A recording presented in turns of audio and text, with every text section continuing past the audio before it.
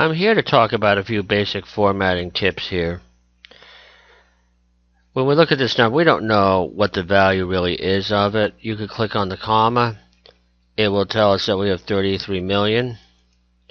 You go into here, you want to make it look like a percent. You click on the percent. You could add a decimal. It says 3.5. We add another one. It says 3.46. I'm going to do a couple of undos. This is what the numbers appeared here. You can, on the Home tab, you've got the font group, the alignment, the number group. We have the style group. Let's work with these first three groups here. Those are the important ones. You can do a lot of things here with the appearance, the size, and more. The alignment allows you to left, right align things. What I could do here and type in Acme Theater Payroll. It's all in one cell. You click on Wrap Text. You've got it there. You know how to center. You have a title at the top. And let's say you want it centered in the first 6 columns. Highlight those 6 columns. You've got Merge and Center. Be careful when you're doing this. Like if you go here and I do this, I do a Merge and Center. It'll only keep the first value over there. And if I say OK, I've lost the other data. We undo. Also, when you're doing things here, you got the number here. You can make this look like currency, a percent, the comma, no dollar sign. You can add, reduce decimal points. It does not affect the value of the cell. This is the value 0346. It's showing 0 here. So if you get something that looks weird, it's just formatted incorrectly. Also, when you're doing this, you can get very fancy. For example, I'll just put in some captions here. And I'll just pull this over. This is the iterations coming over. It'll say up to Title 6 here. And if I want to do a few things here, like let's say I want borders here, you could go over here. But watch this. I'm going to right click on the cell. Or I could expand this group here. It shows all these functions, which I'm going to explain. We're on the font group here. We're not working with numbers at this point, so I'll highlight some other things here. But if I stay with the font here, I can make it Arial black, make it 12.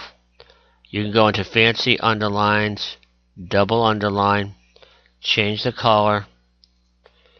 You can put strike through, subscript, superscript, like if you're doing equations, H2O, pi r squared. So that is the font group. We can go into the alignment group. Horizontal, center. I can vertically center things here if I want to. You could wrap text, you can shrink to fit. Lots of things you could do. You could also indent. You can rotate the text. If I go like that, you'll see something eventually. Border. When you're over here, you just get the basic border, but if I want to get a little fancy, I can go over here. I can give it a color. You can also put diagonal lines in here if you want. If you don't want to, click on it. I want a top, I want a bottom border. I could do that. I could surround everything. You don't want that. Fill. Again, you got the fill over here. You could go into patterns.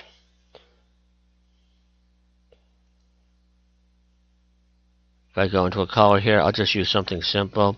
I got a pale pink here. I can give it a pattern style. Try to avoid this. Doesn't work so good. I say OK. So I have the text slanted. I don't want it slanted. I can either right click or Control 1. I go into the border.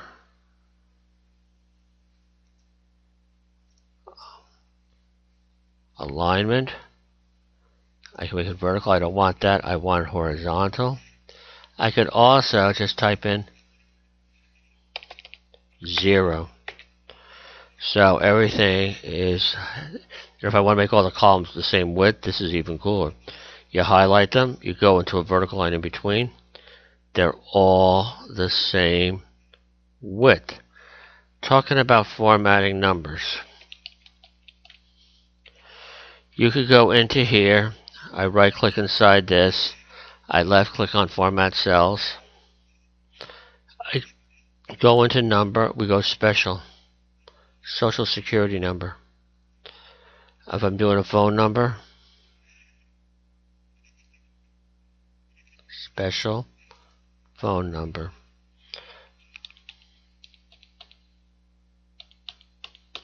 Hit the enter key.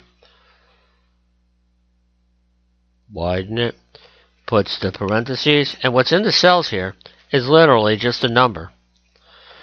Other thing too, if you're in the northeast of America, a zip code could be something like 06430. You type it in. Wait a minute, it doesn't have the 0 there. Right click here. Format cells. And then I go to special again. Zip code. The 0 doesn't show there. This will not work in a mail merge with Word. You have to save it as a CSV, also known as comma separated values. That's another story. Other thing too, when you're doing numbers here, if you type in something like, let's say 10/22, it puts a date in there. It knows how to format it. I format the cells. I go into the date function. You have different ways of looking at it. European, American. It will show you how it will appear. So if I do something like this, we could scroll down. And these are numbers, okay? So if I want to know what next week will be, it's equal this cell plus 7. And I could just pull it down. So I know all my October 22nds. Widen, you got that. So they're all formulas in here. If I go into the format there, I could change it there. There's a lot of things here with general, number, decimal places, the comma separator, currency. You can make it negative numbers, red or black. Accounting, that's no dollar signs. We talked about date. You could do time functions here. Time is a number, so you could subtract 12 noon from 3 p.m. and end up with a quantity of 3 hours. You can format your percents. You can actually do fractions, scientific, text, special, which we did, and custom. You could literally create your own design in here. That gets a little complicated, but you could figure that out. Last thing I want to mention here, we went through all these. There's a protection thing here. By default, a cell is locked. You have to protect the sheet so somebody can't go in there and alter it. There is a lesson where we talk about protecting the cells. It's default that way, and I'll just mention very quickly here. You go on to the Review tab. You can protect a sheet. You can protect a workbook. Working with the formatting now, what we're going to do in a moment is get this thing formatted in the next lesson.